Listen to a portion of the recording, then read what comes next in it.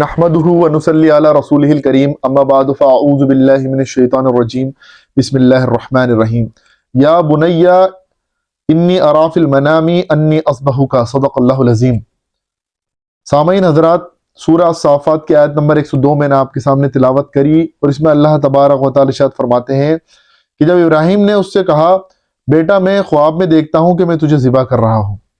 یہ اس آیت کے اندر اشارہ اس واقعے کی طرف ہے جب ابراہیم علیہ السلام کو اللہ تبارک و تعالیٰ نے خواب دکھایا اور اس کے اندر اشارہ دیا کہ وہ اپنے بیٹے کو ذبح کر رہے ہیں، حالانکہ ذبح کر دیا یا نہیں تھا، صرف ذبح کر رہے ہیں۔ تو بات سمجھنے کی ہے کہ نبیوں کا خواب بھی وحی کا حصہ ہوتا ہے، تو اس چیز کو سمجھنا چاہیے۔ اور اس واقعے سے ہم بہت ساری چیزوں کو دیکھتے ہیں، سمجھتے ہیں، کئی اینگل سے اس واقعے کو سمجھتے ہیں، لیکن آج ایک الگ اینگل میں آپ کو یہاں بتانے جا رہا ہوں جو بھی میرا علم میں نے حاصل کیا۔ دیکھیں، انسانی تاریخ کی عظیم ترین تاریخ کے آزمائشوں میں اگر ہم شمار کریں تو ابراہیم علیہ السلام کی آزمائش ہے۔ آپ دیکھیں، بڑھاپے کی حالت میں آپ کو ایک بیٹا ملا ہے اور آپ جوانی سے اس کے لیے دعا کرے جا رہے ہیں، اللہ تعالیٰ مجھے ایک صالح بیٹا نصیب فرما، صالح اولاد جو میرے مشن کو آگے لے کے چلے۔ اور یہ ذاتی کسی پراپرٹی کے لیے وہ دعا نہیں مانگ رہے تھے، بلکہ یہ مشن جو اللہ کا دین قائم کرنے کا مشن تھا، اقامت الدین کا، اس مشن کے لیے اللہ سے دعا، اور دعوت و تبلیغ کا جو مشن تھا اس کے لیے بار بار اپنے اللہ سے، اپنے رب سے بار بار گڑ گڑاتے تھے اور دعائیں کرتے تھے۔ لیکن دیکھیں، بڑھاپے کی حالت میں آپ کو ایک اولاد ملی، بڑی منتوں، بڑی دعاؤں، منت سے مراد یہ نہیں کسی آستانے پر گئے، لیکن اللہ سے دعائیں مانگی اور آپ کو پھر اولاد نصیب ہوئی۔ لیکن اللہ تبارک و تعالیٰ نے خواب میں یہ دکھایا کہ وہ اپنے بیٹے کو ذبح کر رہے ہیں، کر دیا نہیں، ذبح کر رہے ہیں بس۔ تو جیسے ہی چھری چلنے لگی تو اللہ تعالیٰ نے ندا لگائی، ایا ابراہیم قد صدقت رؤیا، کہ ابراہیم تو نے اپنا خواب سچا کر دکھایا، صرف اتنا ہی دیکھا تھا، ذبح کر دیا نہیں تھا، یہ نہیں تھا خواب میں، صرف ذبح کر رہا تھا۔ تو کئی دفعہ اللہ تبارک و تعالیٰ آزمائش جو ہے صرف فیصلوں کی لیتے ہیں کہ انسان حوصلہ کرتا ہے کہ نہیں کرتا، اقدامات کی لیتے ہیں کہ آدمی، یہ آزمائش کئی دفعہ اقدامات کی ہوتی ہے۔ اللہ تعالیٰ کبھی بھی یہ نہیں چاہتے تھے کہ ابراہیم علیہ السلام کے بیٹے کا خون بہے،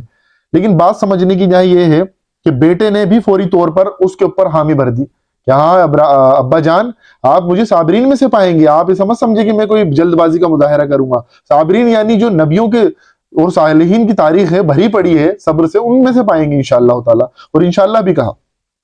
لیکن یہاں آزمائش اس بات کو دیکھیں گے، ابراہیم علیہ السلام کو بڑھاپے کی حالت میں ایک اولاد ملی،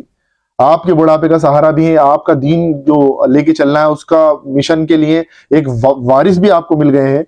تو اب ہونا کیا تھا کہ ان کی دل میں محبت بھی پیدا ہونی تھی، اور اللہ تبارک و تعالیٰ بہت سے قلوب ایسے ہیں جن کے بارے میں یہ بالکل بھی گوارا نہیں کرتے کہ اس میں اللہ کی محبت کے علاوہ کسی اور کی محبت ہو۔ تو اللہ تبارک و تعالیٰ نے کہا کہ یہ محبت بڑھ نہ جائے ابراہیم کے دل میں، کیونکہ اللہ تعالیٰ نے ان کو امت کہا، ابراہیم علیہ السلام کو امت کہا، کہ ان کے دل میں اللہ تعالیٰ رہتا تھا، اللہ تعالیٰ کے لیے تھی، اپنا گھر بار، اپنے بیوی بچے، اپنا کاروبار، اپنا وطن تک چھوڑ دیا، بہت ساری آزمائشوں سے گزرے ہیں۔ تو جب یہ دل میں بیٹے کی محبت بڑھنے لگی، اللہ سے زیادہ نہیں بڑھی تھی، اللہ ہی کی محبت بڑھی تھی، لیکن یہ محبت درجہ بدرجہ بڑھ رہی تھی، ظاہر سی بات ہے۔ تو اللہ تبارک و تعالیٰ نے حکم دیا کہ اب اس کو ذبح کر دو، میں یہ گوارا نہیں کر سکتا۔ اللہ تعالیٰ کا یہی حکمت تھی کہ اللہ گوارا نہیں کر سکتا تھا کہ ابراہیم کے دل میں کسی اور کی محبت ہو جائے۔ آپ بھی چاہتے ہیں نا کہ جیسے مثال آپ کا دوست ہو، آپ کا بھائی ہو، آپ کا کوئی ملنے والا ہو جو آپ کا جگری یار ہو،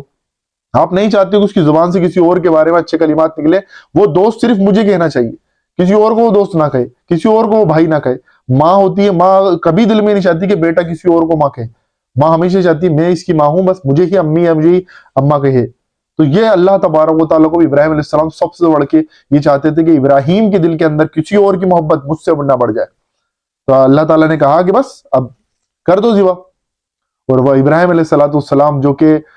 حنیف تھے، سارے بتوں کی طرف سے انہوں نے اپنا چہرہ پھیر، سارے جھوٹے خداؤں کی طرف سے اپنا چہرہ پھیر کے اللہ تبارک و تعالیٰ کی طرف کر دیا، اصل قانون ساز، اصل مقنن، اصل رب کی طرف اپنا جو ہے اپنا رخ انور کرا۔ تو آپ دیکھیں اللہ تبارک و تعالیٰ نے جہاں یہ آزمائش لی کہ ابراہیم اپنے بیٹے کو ذبح کر دو۔ پھر ابراہیم علیہ السلام کی دل میں محبت تو تھی،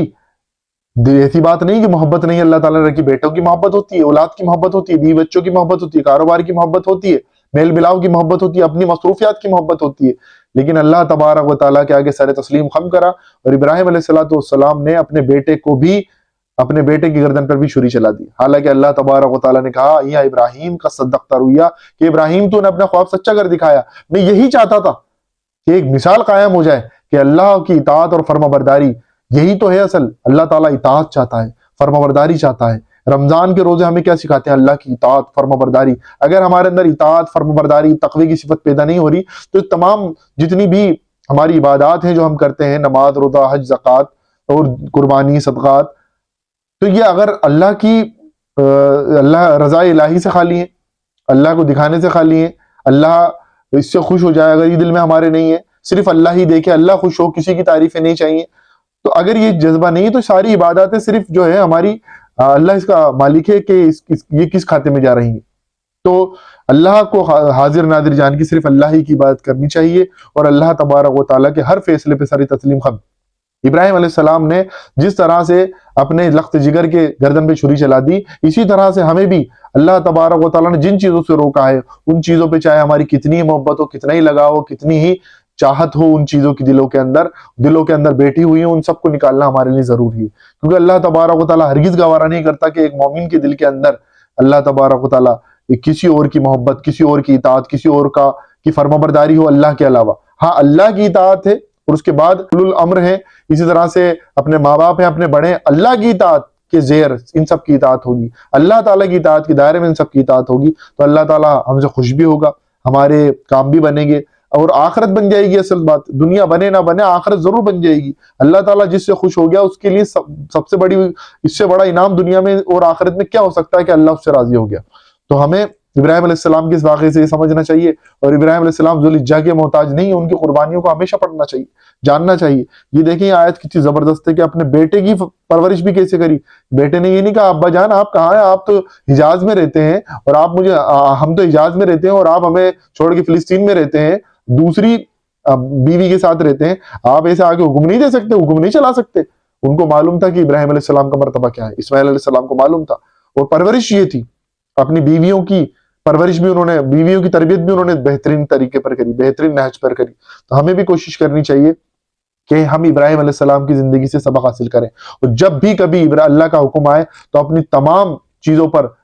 چھری چلا دیں، جس طرح سے اللہ تعالیٰ نے تمام مصروفیات پر چھری چلا دی، جس طرح سے ابراہیم علیہ السلام نے اپنے بیٹے پر چھری چلا دی. اللہ تبارک و تعالیٰ کہنے سننے کے ساتھ ساتھ عمل کی توفیق عطا فرمائے. وآخر دعوانا ان الحمد للہ رب العالمین.